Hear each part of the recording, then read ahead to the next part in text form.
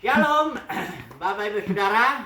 Kita lanjutkan studi kita kristalisasi masih di kitab Nabi Yeskil. Ini sudah tema yang ke-28 dan kita ambil tema yang merupakan tema utama dalam kitab, salah satu tema utama dalam kitab Yeskil, yaitu mengenai kemuliaan Tuhan yang pergi dari bait suci. Namun di pasal 43 ini Nabi Yeskil menubuatkan bahwa kemuliaan Tuhan akan kembali ke dalam bait suci, ya. Nah, mari kita lihat dulu sejarah kita sedikit dulu, mengingat ini kejadiannya ketika kerajaan Yehuda, Raja Sedekia itu yang terakhir itu tentu semuanya karena berbuat dosa. Dan itu tahun 586 itu Raja Babel menghancurkan baik bait sucinya maupun tembok Yerusalem maupun istananya, bahkan rumah-rumah para pembesarnya hancur itu. Itu Yerusalem udah seperti puing-puing saja, ya, ditinggalkan sedikit orang-orang miskin supaya menjadi peladang-peladang. Jadi luar biasa kehancuran itu. Bait suci terutama yang menjadi fokus kita hari ini, dan itu disebabkan memang kemuliaan Tuhan sudah pergi meninggalkan bait suci, ya. Sekali lagi penyebabnya dosa Israel itu adalah penyembahan berhala yang terutama itu, ya. Nah, mari kita melihat kejadian Yeskil 43 ini. Kita tidak mungkin baca semua, ini dari ayat 1 sampai kepada ayat yang ke-12, ya. Tapi kita melihat dulu sedikit ini, ya. Di sini dikatakan di ayat itu ayat yang ke-4, ya, atau mulai kita ayat yang ketiga, ya. Dikatakan di situ yang kelihatan atau wah, ini harus baca dari ayat kedua ini, ya. Sungguh kemuliaan Tuhan itu Israel, Elohim Israel datang dari sebelah timur, ya. Terdengarnya seperti suara air terjun. Saya loncat-loncat aja bacanya. Bumi bersinar karena kemuliaannya. Yang ketiga, ayat 3, yang kelihatan kepadaku itu adalah seperti yang kelihatan kepadaku ketika ia datang untuk memusnahkan kota itu. Yang dimaksud kota di sini adalah Yerusalem. Jadi kemuliaan Tuhan juga datang waktu itu membawa Yeskil, ya, datang ke kota Yerusalem di dalam penglihatan, tapi untuk memusnahkan. Nah, jadi kemuliaan Tuhan itu bukan hanya, nanti kita melihat, ya, bukan hanya dia membangun atau menggenapkan janji atau memberi kekuatan pada Israel, tapi juga dia memusnahkan, ya, kemuliaan itu ketika memusnahkan kota Yerusalem. Kemudian setelah kota itu musnah, kita tahu tadi sejarahnya, maka Nabi Yeskil mendapatkan nubuat bahwa kemuliaan Elohim Israel Yahweh akan masuk lagi, ya. Ayat 4, ya, sedang kemuliaan Tuhan masuk di dalam bait suci. Di sini melalui gambarnya tuh pintu gerbang sebelah timur, ya. Ayat 6 ini ada yang menarik di sini. Lalu aku mendengar dia berfirman kepadaku dari dalam bait suci itu, orang yang mengukur bait suci itu berdiri di sampingku. Jadi proses mengukur bait suci ini termasuk itu di dalamnya soal kemuliaan Tuhan, ya. Karena kita tahu bait suci yang diperlihatkan kepada Yeskil itu diukur-ukur jaraknya, ya. Itu ada 500 hasta, jadi 250 meter itu luasnya. Kelilingnya atau panjang dan lebar sama. Ini jauh lebih besar daripada Kemah Musa. Bait suci itu Kemah Musa itu hanya 100 kali 50 hasta, ya, sekitar nggak sampai 50 meter kali 25 meter, ya, jauh sekali. Nah, dalam mengukur bait suci ini, orang ini, ya, di situ soal kemuliaan Tuhan termasuk. Karena Kemah Musa juga itu, kemah itu berarti karena ada kemuliaan Tuhan. Kalau kita lihat dari Keluaran 40 itu kemuliaan Tuhan hadir di situ. Karena kalau kemah suci itu nggak ada kemuliaan Tuhan, ya itu cuma benda-benda mati aja, ya. Hanya benda-benda mati, ya, orang bisa aja beraktivitas di situ, ya. Tapi kalau kemuliaan Tuhan sudah hilang, nggak ada gunanya lagi. Sama seperti waktu dalam kemah suci itu yang dibawa ke Shilo itu kota daerah Efraim itu ya, di bawah waktu itu Imam Eli ada di situ. Mereka sudah banyak bikin dosa, termasuk anaknya Hofni Pinehas juga bikin dosa di sana banyak, dan diambillah tabutnya itu ya oleh bangsa Filistin ketika itu, kan kita tahu ceritanya itu. Dan kemuliaan Tuhan itu ikabot, itu istilahnya kabot itu kemuliaan, tapi ikabot hilang kemuliaan ya. Jadi nggak ada gunanya lagi kemah itu ya, nggak ada lagi artinya. Nah begini juga di sini ya, akibat dosa hilang kemuliaan Tuhan. Saudara juga tahu ya, ada ayatnya ya, kita ini sudah berbuat dosa semua manusia ini, dan hilang atau berkuranglah kemuliaan Tuhan. Dan udah nggak ada kehidupan kalau udah nggak ada kemuliaan Tuhan, sudah nggak ada artinya lagi lah. Kita khotbah juga kita lihat ya, itu kalau udah hanya aktivitas manusia di bawah matahari itu istilah itu ada kurang lebih 50 kali itu kesimpulannya sia-sia.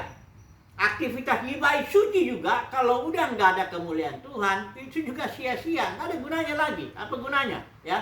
Karena justru kemuliaan Tuhan itu yang membuat ada maknanya.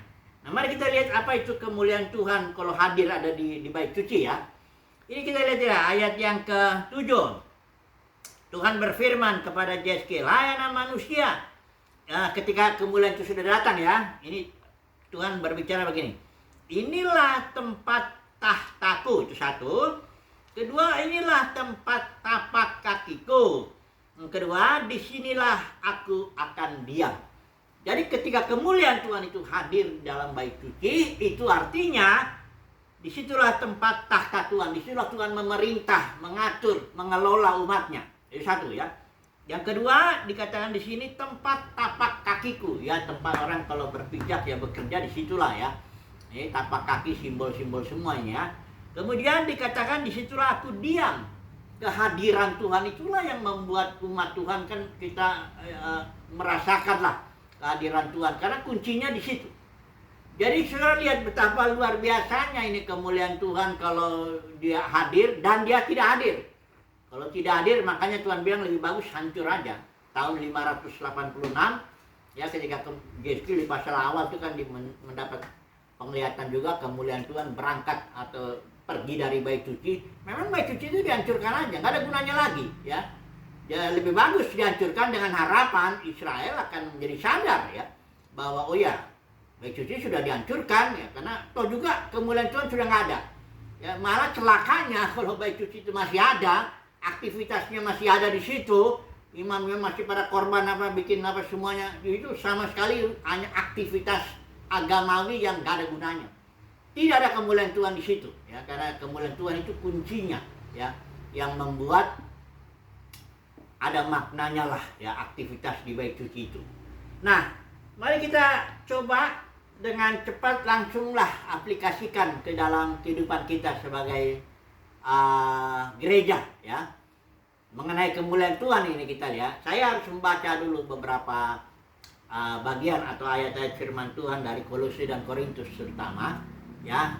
Bagi saudara nanti mendengarkan dulu, baru nanti kita mencoba mengaplikasikan. Karena kemuliaan Tuhan ini bait suci itu kalau dalam konteks perjanjian lama itu kan bangunan, gedung ya, dengan segala perabotnya ya, bait suci Musa, bait suci Yeskil, kita nanti lihat itu perabotnya juga. Itu hanya bangunan bait suci itu. Tapi kalau dalam konteks perjanjian baru kan bait suci itu adalah kita, orang ya. Gereja itu adalah orang ya. Dan bait suci itu kemuliaan Tuhan diam di dalam orang ya. Kalau dalam konteks perjanjian lama dia diamnya di dalam bait suci, dalam gedung ya, bangunan ya. Tapi kalau dalam konteks perjanjian baru, kemuliaan Tuhan itu diamnya dalam gereja, dalam orang ya. Nah, apakah kemuliaan Tuhan itu sudah lari atau pergi dari orang, dari gereja atau tidak? Mari kita lihat dulu sebentar ya, mengenai kemuliaan Tuhan ini, di mana dia beradanya dalam orang-orang itu, secara khusus dia adanya di mana. Saya harus membacakan dulu beberapa bagian ya, dari Kolose dulu barangkali, nanti baru sedikit dari Korintus ya. Ini saya pakai YLT supaya barangkali lebih jelas ya. Kolose pasal 1 ayat 27 ya.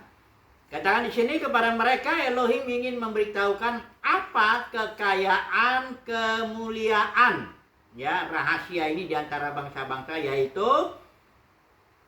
rahasia kemuliaan itu Kristus yang ada di dalam kamu selaku pengharapan kemuliaan. Kristus itu di dalam kamu, di dalam gereja. Itulah dia pengharapan kemuliaan. Kenapa dibilang pengharapan kemuliaan? Karena belum tertampil kemuliaan itu. Dia masih dalam batin, dalam diri umat Tuhan. Batin ya.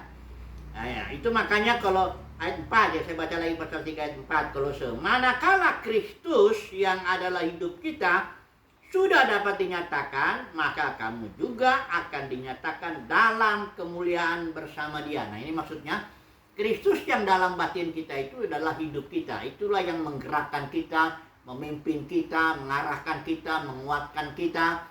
Kristus itu, kemuliaan itu di dalam, tapi masih pengharapan. Karena nanti ketika Kristus datang, orang Kristen biasanya menyebut kedua kali. Ketika Kristus itu datang menyatakan diri, kita juga ikut menyatakan di situ dalam kemuliaan. Baru kemuliaan kita kelihatan di situ. Kalau sekarang ini belum ada kelihatan kemuliaannya, karena kemuliaan kita di dalam batin, ya. Nanti saya di akhir itu saya harus banding-bandingkan antara kemuliaan manusia dengan kemuliaan Tuhan. Oh, itu beda sekali, ya. Karena kalau kemuliaan manusia itu menilai dari luarnya, betul nggak? Dia akan lihat penampilannya, lahiriahnya ya. Dia lihat pendidikannya, dia lihat barangkali kekayaannya. Oh, itu udah pasti, karena orang kaya penuh kemuliaan manusia maksudnya ya. Ya, bukan kekayaan itu salah, tapi manusia itu memang begitu. Dia akan melihat itu, ya. Pokoknya kalau dia lihat dulu penampilan orang itu, ya pendidikannya, kekayaannya, atau apa aja semua, keturunannya barangkali, atau sebagainya semuanya. Pokoknya yang lahiriah, kemuliaan manusia itu. Sementara kemuliaan Kristus yang kita bilang ini, kita baru lihat 2 ayat ini di Kolose, itu dalam batin, dan itu hanya pengharapan, belum kelihatan. Tapi nanti ketika Kristus dinyatakan, dimanifestasikan di bumi ini, barulah kita ikut. Ya, termanifestasi, ternyata. Baru kita kelihatanlah kepada segala makhluk. Oh, ini loh kemuliaan putra-putra Elohim. Oh, ini loh hamba Tuhan yang kemuliaannya dinyatakan. Ya. Lalu kita baca dulu dari beberapa bagian dari Korintus ya. Kita baca tidak semua, satu dulu. Ini saya membaca ini mudah-mudahan semakin jelas bagi kita apa itu kemuliaan Tuhan, apa itu pelayanan kita ya. Mari kita lihat dulu pasal 1 ayat 22. Saya baca langsung 4 bagian ini aja dulu ya. Pasal 1 ini yang 2 Korintus ini yang ayat 22. Saya baca ini ya. Dia juga yang telah memeteraikan kita dan memberikan jaminan roh di dalam hati kita. Jadi Roh Kudus itu juga di dalam hati kita. Jadi bait yang sebenarnya tempat kediaman Tuhan itu ya hati kita di dalam ya. Kemudian pasal 3 ayat 3, saya baca lagi. Ketika dinyatakan bahwa kamu adalah surat Kristus yang dilayani oleh kami, ditulis bukan dengan tinta, tetapi dengan roh Elohim yang hidup. Bukan pada loh-loh batu, melainkan pada loh-loh hati kedagingan. Ini maksudnya begini. Pelayanan Paulus itu adalah suatu pelayanan di dalam batin. Ya. Karena perjanjian lama itu, dia kan hukumnya tertulis di dalam dua loh batu. Sementara kalau perjanjian baru, itu loh batu itu masuk, ditulis ke dalam batin. Nah, pelayanan Paulus itu seperti itu, menulis ya hukum Tuhan ke dalam batin orang percaya. Itulah dia pelayanan perjanjian baru. Pelayan perjanjian baru itu dia menulis ya. Tanda kutip yang bukan jasmani ya, karena ini tulisnya roh yang menulisnya itu ya ke dalam batin.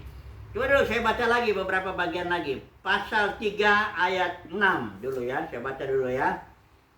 Yang juga telah membuat kami layak sebagai pelayan perjanjian baru, bukan mengenai tulisan, melainkan mengenai roh.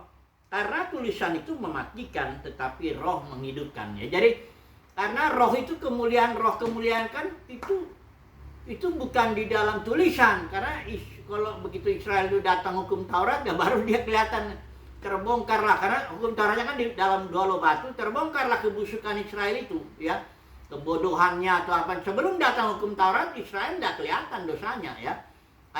Kayak beri contoh lah yang mudahnya, misalnya ada pembantu rumah tangga, ya. yang dia bodoh lah katakan, nggak bisa kerja, tapi kan nggak kelihatan sebelum datang perintah. Tapi ketika datang perintah dari luar kepada dia, kerjakan ini, barulah kelihatan bodohnya, nggak bisa kerja, nggak bisa ini, malas sama semua. Jadi hukum Taurat ini hanya membongkar bodohnya atau bobroknya manusia. Tapi kalau hukum roh yang dalam batin itu justru memulihkan, menolong, menghibur. Karena Roh Kudus itu kan itu, menghibur, menolong, memampukan, memimpin kita dalam kebenaran. Jadi dari dalam batin ya. Itu pelayanannya ya. Tuh kita mau baca lagi, satu lagi bagian ini ya. Pasal 4 ayat 16 sampai 18 sebelum kita ambil kesimpulan barangkali ya. Pasal 4 ayat 16 sampai 18 ya. Sebab itu kami tidak tawar hati, sebaliknya sekalipun manusia lahiriah kami semakin digerogoti, ini terjemahan BLT ya. Tetapi manusia batiniah kami dibaharui dari hari ke hari. Perhatikan ini, manusia batiniah itu artinya manusia yang di dalam batin, di mana Kristus di dalam batin, di mana roh kemuliaan itu ada di situ. Roh kemuliaan Tuhan ya, ada dalam batin. Itu diperbarui katanya dari hari ke hari. Ayat 17, sebab kesukaran kami yang ringan ini dengan segera mengerjakan bagi kami kepenuhan kemuliaan kekal.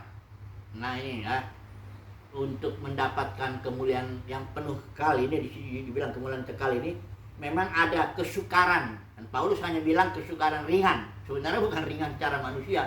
Kalau kita lihat penderitaan Paulus, itu banyak sekali.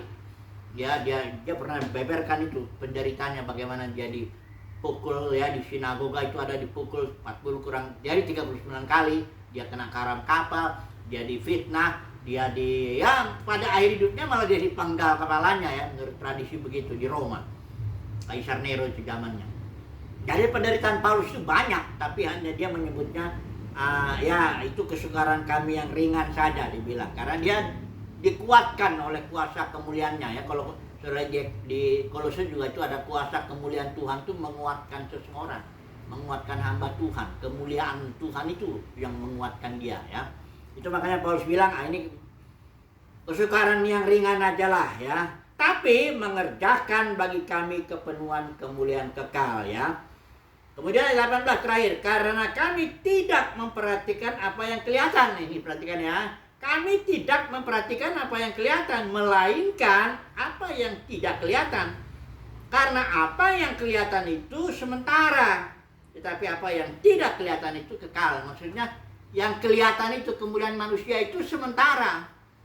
Kekayaan, penampilan, itu juga nanti makin tua juga jelek ya. Orang mana ada kakek-kakek, nenek-nenek yang ganteng, yang cantik, nggak ada.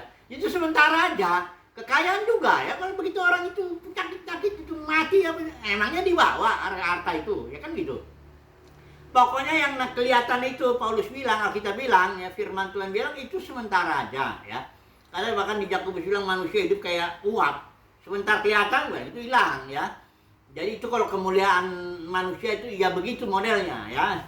Tetapi masalahnya kan, coba dulu kita renungkan dulu ya. Memang udah tahu ya, kemuliaan Tuhan itu sementara ya, apapun yang namanya itu, kekayaan, penampilan, pendidikan, itu nanti itu untuk, walaupun di kuburan dibikin dia gelar-gelarnya semua, apa ada gunanya itu buat si mayat yang di dalam tanah itu kan gak ada gunanya, semuanya gak ada gunanya.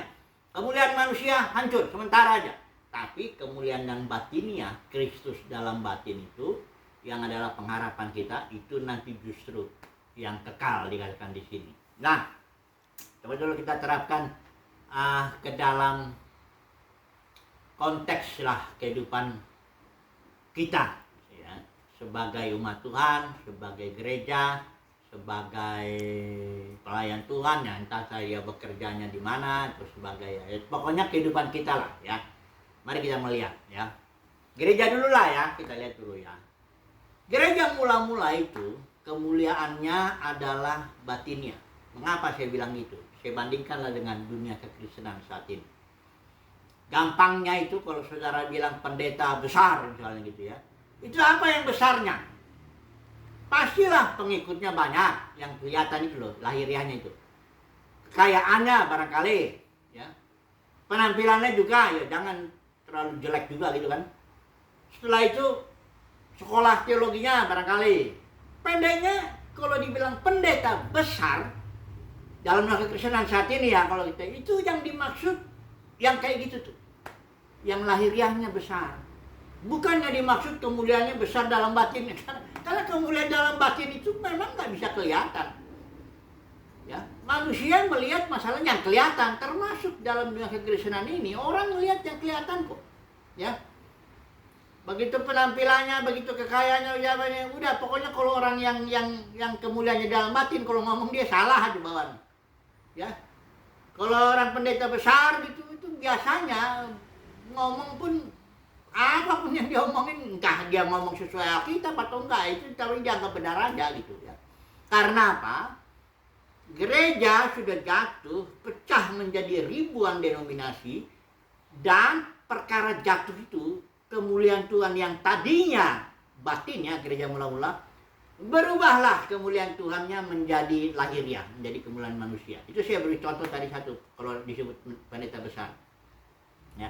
Sementara kalau gereja mula-mula itu kemuliaannya batiniah.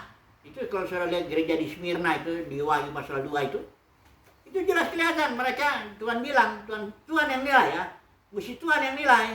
Tuhan nilai gitu sama gereja di Smyrna ini, engkau itu miskin, engkau susah, namun engkau kaya, kata Tuhan.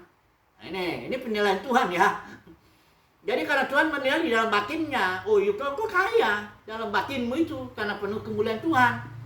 Tapi sebaliknya gereja Laodikia yang udah jatuh, ini 7 gereja yang udah jatuh semua itu ya. Wahyu pasal 3 itu gereja Laodikia, kalau sudah baca sendiri itu, dia merasa aku kaya, aku memperkayakan diriku, aku tidak kekurangan apa-apa, katanya. Dia ngakunya begitu. Ini saya ngebayangin gereja Laodikia, gereja akhir zaman ini yang barangkali gedungnya besar, barangkali pengikutnya banyak, barangkali kekayaannya sebagainya itu. Makanya dibilang aku kaya, tidak kekurangan apa-apa, memperkayakan diriku dan sebagainya. Tapi Tuhan bilang, enggak.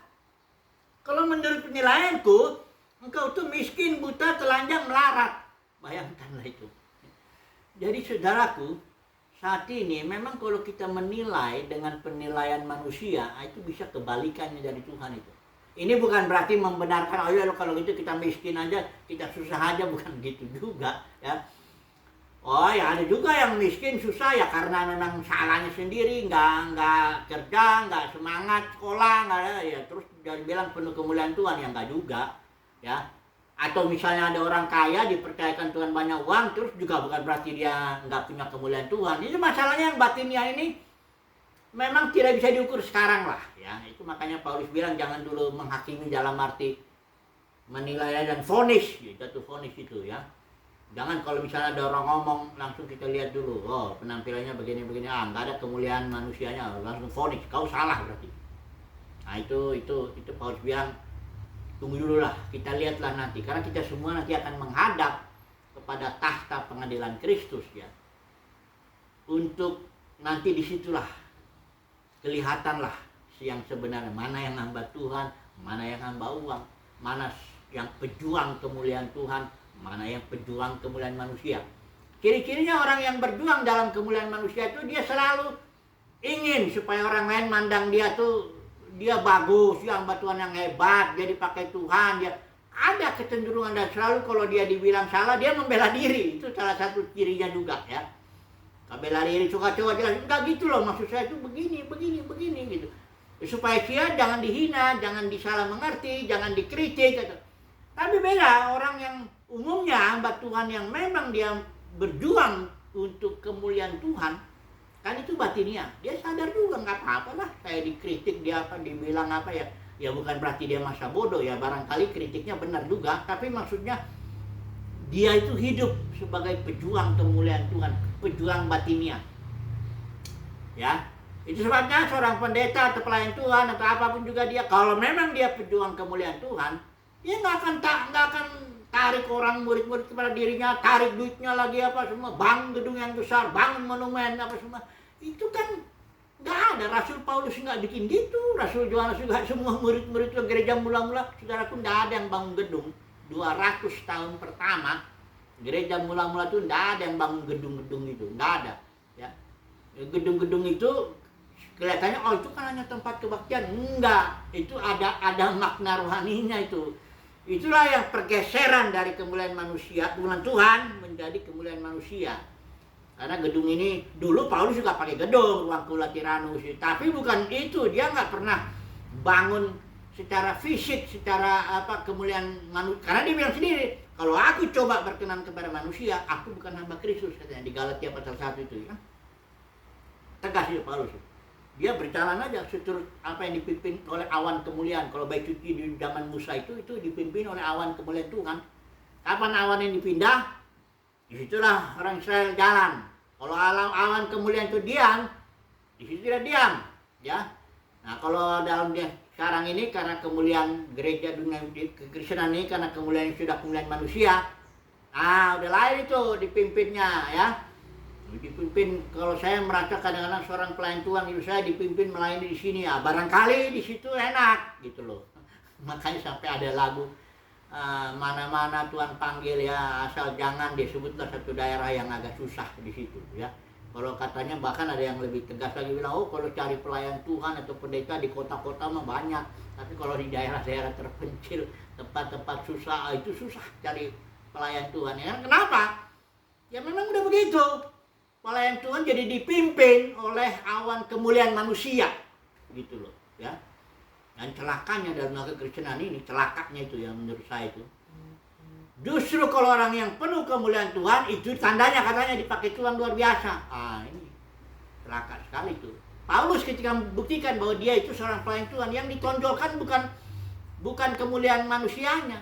Emang Paulus nggak ada, barangkali dia bilang dia punya dihantam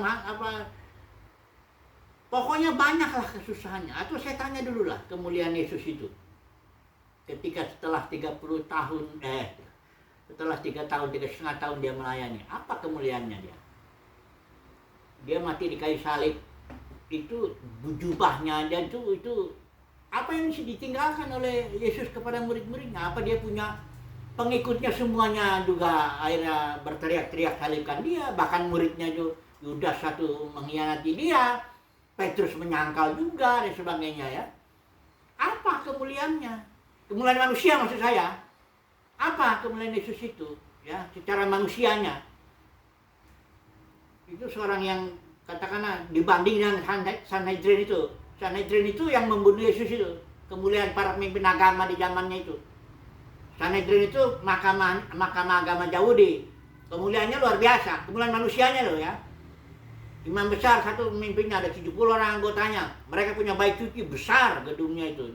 Dipugar oleh Herodes 46 tahun. Bagus sekali. Mereka punya power, kekuatan. Bukan hanya soal agama. Soal pengaturan kehidupan sosial Israel juga dia punya. Dan itu orang-orang kaya. Gamaliel itu, atau Nikodemus ya. Yusuf Arimatea yang jadi murid ya, tapi dia sembunyi-sembunyi karena dia masih bertahan dengan kemuliaan manusianya itu ya. Itulah yang membunuh Yesus itu ya. Kemuliaannya luar biasa. Yesus dianggap sesat karena memang ya itulah kemuliaan manusianya enggak. Yesus itu anak tukang kayu katanya ya. Ini dari mana ini ngaku-ngaku Mesias itu.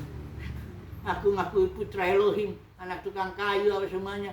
Biarpun Yesus itu bikin mujizat, tetap kalau bagi orang Farisi itu pemimpin agama itu ya kemuliaan manusiamu mana gitu loh. Itu bukti bahwa kamu itu diberkati itu mana gitu loh. Nah itu kan ya. Jadi sekali lagi lah ya. Kita kembali dulu ke dalam kehidupan kita pribadi ini. Kita harus bertanya ini ya. Mengenai kemuliaan Tuhan ini. Kita harus bertanya begini. Saya ini pejuang kemuliaan Tuhan atau pejuang kemuliaan manusia?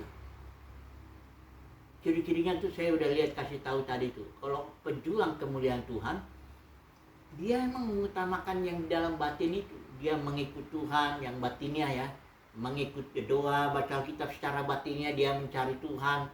Dia dipimpin oleh awan kemuliaan Tuhan dalam batin. Dia hidup-hidup itu dipimpin sehari-hari, belajar lah. Bisa aja salah ya, orang namanya juga belajar itu bisa salah. Tapi memang dia fokusnya batinnya. Itu dia tangannya pejuang kemuliaan Tuhan. Dia nggak coba berkenan kepada manusia, karena begitu dia coba berkenan kepada manusia, menurut surat Galatia itu dia bukan lagi hamba Kristus, bukan, udah.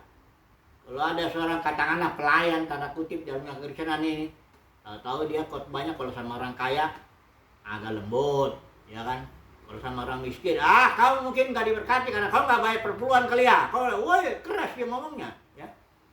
Tahu kalau misalnya dia ayo ya ketahuan lah itu, saudara tinggal koreksi diri aja lah, ya.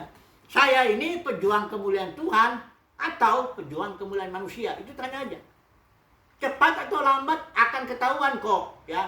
Karena kita bilang tidak ada sesuatu yang tertutup yang tidak akan dibukakan, ya. Itu Matius 7 ayat 21 23 itu jelas itu. Pada hari itu aku terus terang. Kan di situ ada orang tuh, pelayan Tuhan. Aku Tuhan sudah bernubuat demi namamu, katanya. Banyak melakukan mujizat demi namamu. Banyak mengusir setan demi namamu. Disitulah di Matius 7 ayat 21 23 Yesus terus terang. Aku nggak kenal kamu. Kenapa? Ya dia pejuang kemuliaan manusia sih. Bagaimana? Ya kau berkenan kepada manusia, tapi di hadapanku enggak begitu. Nah, disinilah. Marilah kita, ya. Di hadapan Tuhan lah kita hiduplah, ya. Pejuang kemuliaan Tuhan. Baik, haleluya. Amin.